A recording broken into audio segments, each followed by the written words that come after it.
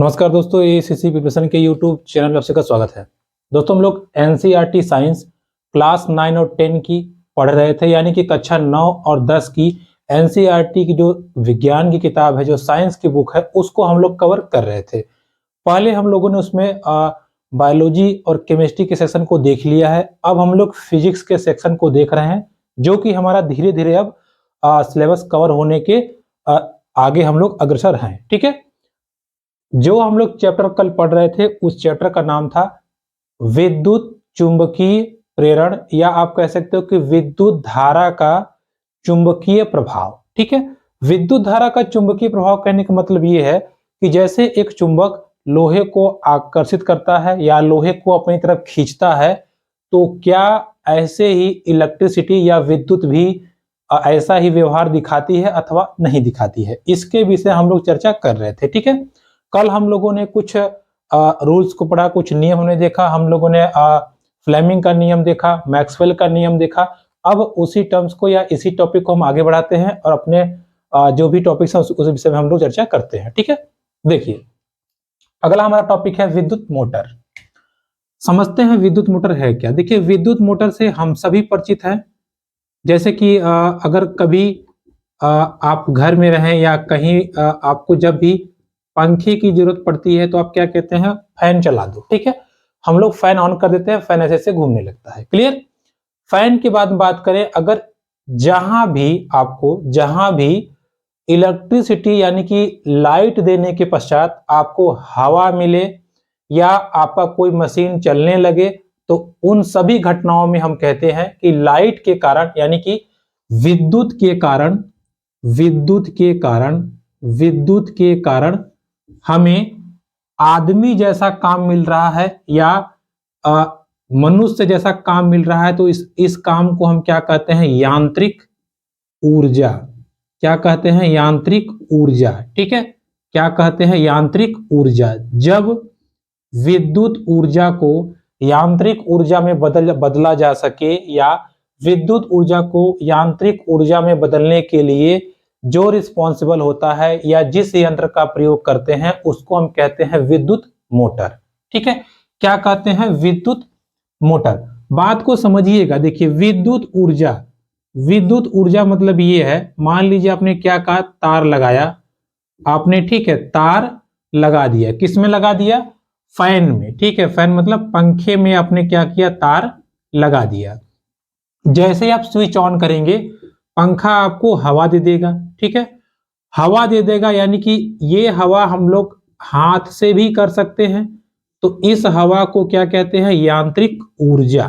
ठीक है, जब कोई ऐसा उपकरण, कोई ऐसा मशीन, कोई ऐसी डिवाइस जो विद्युत के कारण, बिजली के कारण हमको हवा दे या वो चलने फिरने लगे या वो किसी न किसी तरीके से हमारा काम करने लगे, तो उसको हम क्या कहते हैं, मोटर। ठीक है, क्योंकि लाइट से चल रही है, इसलिए हम इसको कहेंगे विद्युत मोटर। क्लियर। विद्युत मोटर का क्या काम है, विद्युत ऊर्जा को यांत्रिक ऊर्जा में बदलना, यानी कि इलेक्ट्रिकल एनर्जी को मैकेनिकल एनर्जी में जो कन्वर्ट करता है, उसको क्या कहते हैं, विद्युत मोटर। जैसे एग्जांपल में आपका फैन हो गया, फैन के बाद में आपका रेफ्रिजरेटर हो गया। ठीक है, रेफ्रिजरेटर हो गया। रेफ्रिजरेटर आपका वॉशिंग मशीन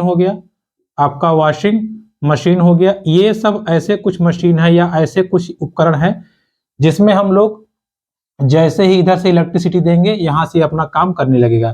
जैसे वॉशिंग मशीन की बात करें, आप यहां से कपड़े डालिए, बटन ऑन कीजिए, खट से इलेक्ट्रिसिटी में जाएगी, ये घड़ घड़ करेगा और यहाँ आपको कपड़े फेंक देगा। ठीक है, कपड़े आपको ढकेल देगा। क्लियर।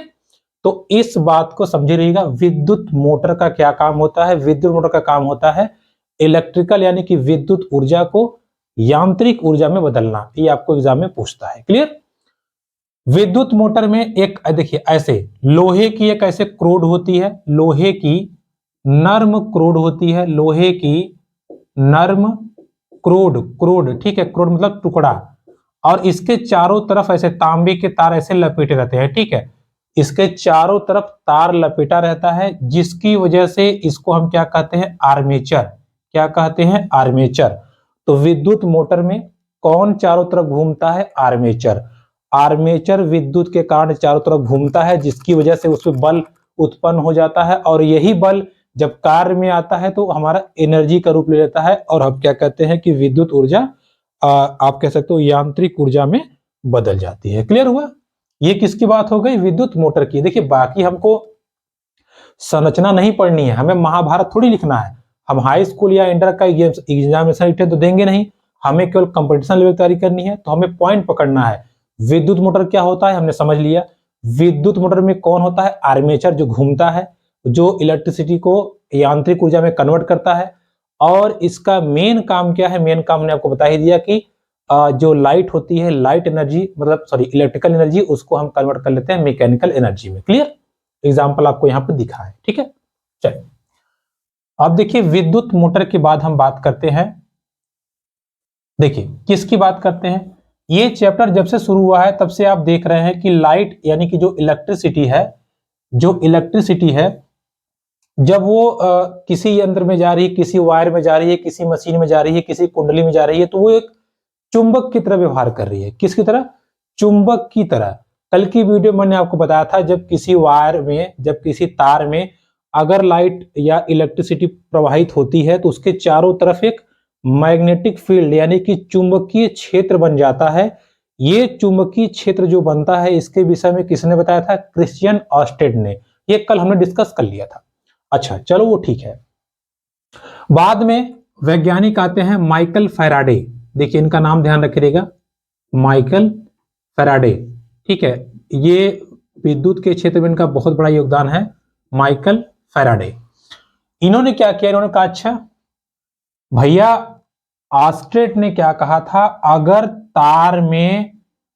तार में हम इलेक्ट्रिसिटी प्रवाहित करा दें तो विद्युत चुंबकीय क्षेत्र चारों तरफ आ जाता है। इन्होंने कहा अच्छा कोई बात नहीं। इन्होंने कहा चलो ये हो गई क्या? इनकी कुंडली। इन्होंने कहा ये कुंडली है, इस कुंडली में इन्होंने क्या कहा? ये वायर लगा है। ठीक है, ये इन्होंने वायर लगा दिया। वायर लगाने के बाद में यहां इन्होंने क्या लगा दिया? एक गैल्वेनोमीटर। यहां इन्होंने एक गैल्वेनोमीटर लगा दिया। ठीक है, गैल्वेनोमीटर मींस जो किसको नापता है? जो नापता है इलेक्ट्रिसिटी को, इलेक्ट्रिसिटी यानी कि लाइट को। ठीक है, चलो इन्होंने लगा दिया। इन्होंने कहा देखो भाई, उन्होंने बताया है कि ये जो वायर है अगर इसमें करंट पास करती है तो चारों तरफ क्या हो जाता है? चारों तरफ एक चुंबकीय क्षेत्र उत्पन्न हो जाता है, या वैद्युत चुंबकीय क्षेत्र उत्पन्न हो जाता है। किसने बताया था? क्रिश्चियन ऑस्टेड ने। इन्होंने कहा तो क्या हम इसका उल्टा करें तो होना चाहिए भाई, जैसे चुंबक के कारण विद्युत उत्पन्न हो रहा है तो विद्युत के कारण चुंबक भी उत्पन्न होना चाहिए। ये इन्होंने कहा, माइकल फैराडे ने। इन्होंने क्या कहा? चलो ये वायर है, इन्होंने लिया एक चुंबक। क्या लिया? एक चुंबक। और जैसे ही चुंबक लेके ये देखिए, अब ये चुंबक को क्या करते थे? लेकर कैसे? कभी यहां ले आए, कभी यहां ले जाए, कभी यहां ले आए, कभी यहां ले जाए, कभी यहां, कभी यहां। जब ये ऐसे से कर रहे थे, ऐसे तो इन्होंने देखा कि ये जो सुई है, ये जो सुई है, कभी सुई इधर जाए, कभी सुई इधर आए, कभी इधर जाए, कभी इधर आए, कभी इधर, कभी इधर, कभी इधर। ठीक है, यानी कि जब ये पास लेके जाए सुई इधर चली जाए, दूर लेके जाए सुई इधर लेके चली जाए। यानी कि इन्होंने निष्कर्ष निकाला, हाँ भाई अगर चुंबक लगातार गति या चुंबक की गति के कारण कुंडली में विद्युत धारा उत्पन्न हो जाती है या विद्युत धारा प्रवाहित होने लगती है, विद्युत धारा प्रवाहित होने लगती है। अर्थात इन्होंने इस थ्योरम को एकदम सही प्रूफ कर दिया। ऑस्टेड ने क्या बताया था? अगर विद्युत धारा प्रवाहित होती है तो चुंबकीय क्षेत्र बन जाएगा। इन्होंने बताया जब चुंबक को यहां पास लाएंगे तो उसके कारण इसमें विद्युत धारा उत्पन्न हो जाएगी। और इन्होंने कहा इस पूरी प्रक्रिया को इन्होंने नाम दिया वैद्युत चुंबकीय प्रेरण। क्या नाम दिया इन्होंने? वैद्युत चुंबकीय प्रेरण। यानी कि विद्युत के कारण चुंबकीय प्रेरण आएगा या चुंबक के कारण वैद्युत प्रेरण आएगा। ठीक है, प्रेरण मीन्स कि जैसे हम अगर चुंबक को ऐसे मूव करा रहे हैं तो करंट भी वहां मूव कर रही है। चुंबक को बंद कर दिया, ये भी बंद हो गई। इसका कहने का मतलब है इसकी वजह से ये मूव कर रहा था। ठीक है, इसकी वजह से ये मूव कर रहा था। जैसे हम अगर किसी को देख के मोटिवेट होकर पढ़ रहे हैं, मतलब उनसे हम क्या हो गए, प्रेरित हो गए। क्लियर। तो ये हो गई घटना वैद्युत चुंबकीय प्रेरण की। गैल्वेनोमीटर के में डिफ्लेक्शन आता है जिसकी वजह से हम करंट को नाप सकते हैं। ठीक है, तो इलेक्ट्रिसिटी को नापते किससे हैं, गैल्वेनोमीटर से। अमीटर से भी नापते हैं, गैल्वेनोमीटर से भी नापते हैं। क्लियर हुआ। गैल्वेनोमीटर का प्रयोग वहां किया जाता है जहां करंट एकदम हो ही ना, बिल्कुल कम हो। ठीक है, तो ये प्रक्रिया किसकी हो गई, वैद्युत चुंबकीय प्रेरण की। किसने दिया था, माइकल फैराडे ने। क्या बताया इन्होंने बताया कि भैया देखो, जब कोई कुंडली है उसके आसपास अगर चुंबक को हम ले जाकर ऐसे बहुत तेजी से मूव कराएंगे तो उस कुंडली में ऑटोमेटिक विद्युत धारा उत्पन्न हो जाएगी। इस प्रक्रिया को कहते हैं वैद्युत चुंबकीय प्रेरण। क्लियर। चलिए, यह बात हो गई किसकी, वैद्युत चुंबकीय प्रेरण की। अब देखिए इसके बाद इसमें बहुत थ्योरी है, तो हमें थ्योरी तो लिखना नहीं, हमें केवल पॉइंट टू पॉइंट चलना है। ठीक है, इसके बाद इस चैप्टर में हमें पढ़ना है विद्युत जनित्र। देखिए विद्युत जनित्र क्या होता है, जनरेटर। ठीक है, विद्युत जनित्र यानी कि जनरेटर। अब ये जनरेटर क्या है, देखिए जनरेटर से हम क्या करते हैं, अभी हमने क्या पढ़ाया आपको, विद्युत मोटर क्या करता था। देखिए विद्युत मोटर क्या कर रहा था, इलेक्ट्रिकल एनर्जी को मैकेनिकल में कन्वर्ट कर रहा था। जनरेटर क्या करता है, मैकेनिकल एनर्जी को इलेक्ट्रिकल में कन्वर्ट करता है। जैसे हम ऐसे हाथ लगा के घुमा देंगे, अच्छी तेज से घुमा देंगे तो ऑटोमेटिक हमारा जनरेटर स्टार्ट हो जाएगा और जो हमने ये ऊर्जा उसको दी है ये कन्वर्ट हो जाएगी इसमें विद्युत ऊर्जा में। ठीक है, किसमें, विद्युत ऊर्जा में। तो ध्यान रख रहिएगा, जनरेटर क्या करता है, इसका हिंदी नाम है विद्युत जनित्र। क्या नाम है, विद्युत जनित्र। ये क्या करता है, यांत्रिक ऊर्जा को विद्युत ऊर्जा में यानी कि मैकेनिकल एनर्जी को इलेक्ट्रिकल एनर्जी में बदलता है। वही मोटर की बात करें तो ये इलेक्ट्रिकल एनर्जी को मैकेनिकल एनर्जी में यानी कि विद्युत ऊर्जा को यांत्रिक ऊर्जा में बदलता है। चलिए, अब देखिए यहाँ पे दो टर्म है, एक है प्रत्यावर्ती धारा। ठीक है, प्रत्यावर्ती धारा। प्रत्यावर्ती धारा इंग्लिश में कहते हैं इसको अल्टरनेटिंग करंट। Alternating current. ठीक है, इसका शॉर्ट फॉर्म कीजिए तो ए का ए ले लीजिए, करंट का सी, ए सी। दूसरा होता है दृष्ट धारा। दृष्ट धारा इंग्लिश कहें तो direct current. Direct current, D से डी हो गया, सी से सी, एसी और डीसी। ठीक है, दोनों में अंतर समझिएगा। एसी की बात करें तो देखिए ये दोनों दिशाओं में चलती है। ठीक है, ये दोनों दिशाओं में चलती है और ये करंट बहुत दूर तक तार लगा के भेजी जा सकती है, यही अंतर है इसमें। ठीक है, ये करंट बहुत दूर तक भेजी जा सकती है और ये दोनों दिशाओं में एक समय के बाद अपनी दिशा को ये बदल देती है। ठीक है, बदल देती है। तो आपसे पूछता है कि कौन सी करंट ऐसी है जो निश्चित समय अंतराल के बाद अपनी डायरेक्शन को चेंज कर देती है, कौन सी है वो, एसी, अल्टरनेटिंग करंट। जैसे ये लाइट जो जल रही है ये एसी है। ठीक है, हमारे घर में जो टीवी, फ्रिज, कूलर जो चलता है वो एसी है, जो खंभों में आता है वो एसी है। अब बात करते हैं डीसी क्या होती है। डीसी मींस डायरेक्ट करंट, जो केवल और केवल एक दिशा में चलती है। ठीक है, केवल और केवल एक डायरेक्शन में चलती है, वो होती है डीसी। डीसी यानी कि इन्वर्टर की जो लाइट आती है, इन्वर्टर की, वो क्या होती है, वो होती है आपकी डीसी। क्लियर।